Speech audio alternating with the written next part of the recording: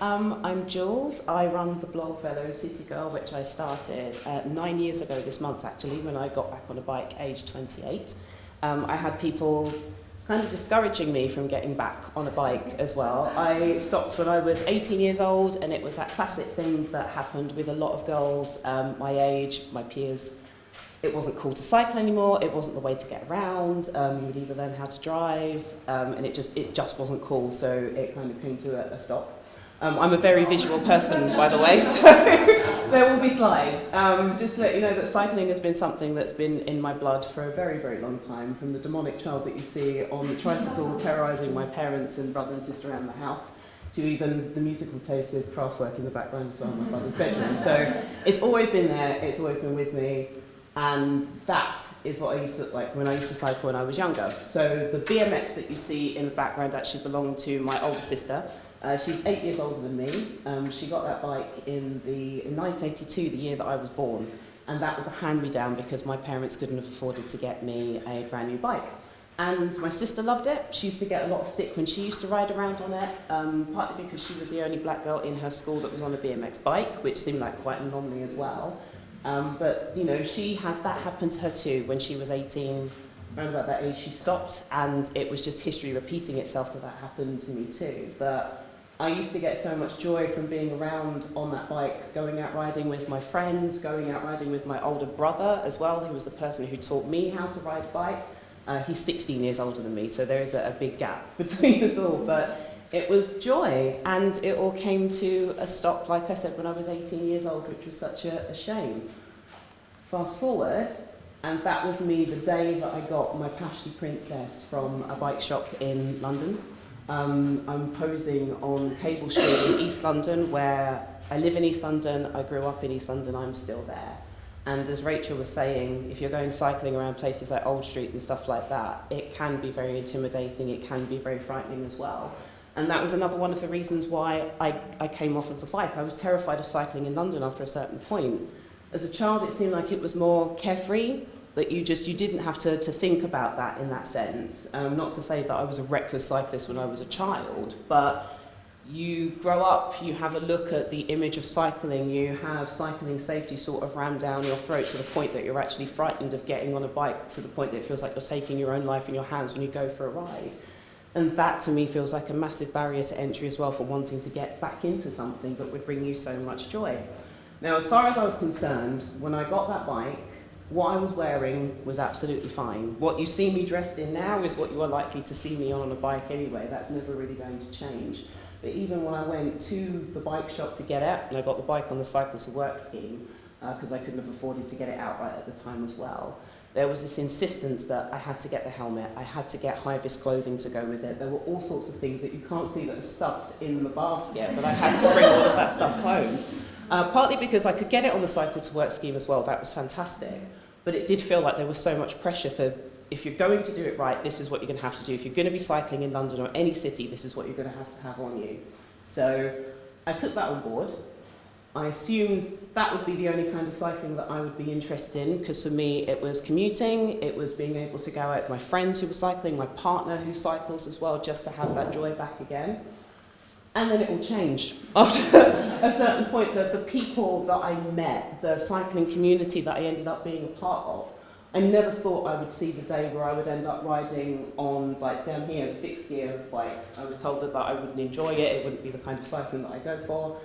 Had a fixed gear bike, absolutely loved it.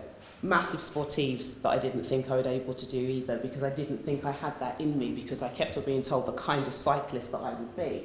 So at the top there, I went over to Tuscany to do the Roica, which was the most amazing experience and the hardest thing that I'd ever done on a bike at that point. I'm completely soaking wet because it poured with rain on that day, and normally a bit of rain would happen, I would want to duck indoors. I don't appreciate getting soaked in the rain, but it was fantastic. The women that I cycled with when I did Roica in the Peak District as well in the UK was amazing, and for me it was seeing the other women that were taking part on this that meant so much to me too. Things like the Tweed Run, which is a lot of fun, happens in London every year. About 500 cyclists all get together dressed in their best tweed, riding around the city. The roads aren't closed as well, so it's the marshals that are actually getting us around it, makes it a little bit less hairy as well. But again, it's just the joy of being on a bike is one of the things that, you know, that I would love to encourage other women to feel that joy too, just to get into it, just for the enjoyment of it. And every single photo, everybody's smiling. Every single woman that I'm with is enjoying themselves on that too, and that means so much. And again, other things that I didn't feel that I would end up doing. Riding around the velodrome at the National Cycling Centre in Manchester, an amazing thing. Doing BMXing as well. Even though I had that BMX bike before when I was a child, it wasn't like real BMX riding. But that was a lot of fun to do that. The different women that I've ended up riding with, so there were older women that I was cycling with. So this person here, Adele Mitchell, I don't know if any of you may know her on Twitter. She's a fantastic mountain biker. She got into it very late in life. Her journey into cycling came about when she was actually on a flight going on holiday with her husband and children. She picked up an in-flight magazine.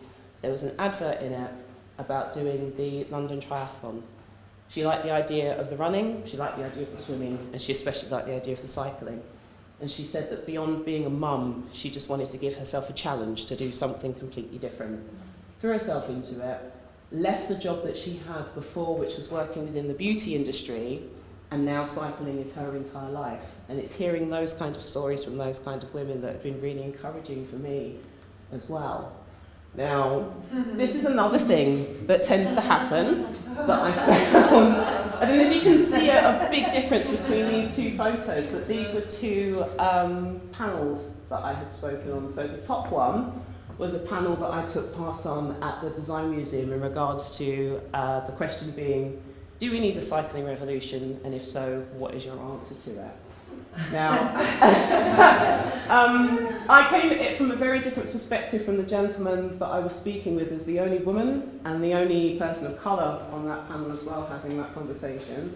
It was very serious. It was a good discussion. It was a good discussion, but the route that I came at it was very different. And the fact that I highlighted that the panel that I was on already felt like one of the biggest problems, because it was the elephant in the room. But I actually got a lot of stick from other women when I did that panel as well. Because just as you were saying, Rachel, and when it came up on Twitter as well, that women are not one homogenous group. There are different types of women that cycle. Of course there are. I didn't go up there pretending to be the every woman, to speak for everybody. And that was one of the things that I had to talk about as well, that it was quite upsetting that I kind of was wheeled in as the black woman to come and speak on that panel. Why weren't there more women having discussions? Why weren't there more backgrounds like coming from it? At the bottom here, I'm with Chris Garrison, Adele Mitchell again, and Laura Laker having this discussion at Look Mum No Hands. Yeah, we were a group of women. We were all having an absolute laugh talking about this and talking about sexism in cycling as well. But the other element of this is that we recognise that we could have had even more women from different backgrounds, even more women talking about their experiences on this too. But every time I've done one of these panels, I've come away with it with food for thought in the sense of what we can do to progress, to go forwards and make these changes also. So, you know, like I say, I understand that there is more to it than just what you see on a panel, or more to it than you see the women that are in this room as well to have these conversations too. So it's the widening of participation, it's understanding that there's more to it than just an able-bodied person that you see out on a bike, or the image of the mammal that you see as well. You know, some of those images kept me away from doing some of the cycling that I thought wouldn't work for me, that I didn't belong in that space. And, you know, 9 years later, I still have those feelings as well. But it's having those conversations and actually broadening what people think cycling is, because even the term cyclist can be something quite loaded too. So what am I doing? I'm continuing on. I'm coming along to panels and conversations and roundtables like this. I want the conversations to continue. I'm pushing myself further, doing things like when I did the stroke ride a couple of years ago, because it's 3 years ago now that I actually had a mini stroke, and that took me off of my bike for a while. And there was a point where I had a lot of time to sit down and think to myself, if I can never do this again, then I will end up feeling quite lost within myself. But then that just made me want to get out there and carry on having conversations with people about just how important cycling is. It's things like doing more sportives where I ended up carrying my bike because I couldn't deal with cycling across the gravel because it was absolutely killing me and killing me between my legs as well.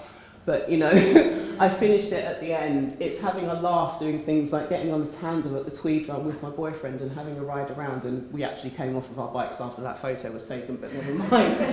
But you know, it's just, it's continuing on with what it is that we're doing. It's why I've been on a bike for the last 9 years. It's why I'm coming and having these conversations with you here today. And I just hope that at the end of this, that's not the end of the conversation, you know, that all of us in here have a voice that we're able to use, all of us have our different experiences, all of us have faced our own barriers, and it's a case of smashing the perceptions of what you see of what being a cyclist or riding a bike is, and encouraging other women to basically join the peloton and ride. So, thank you very much.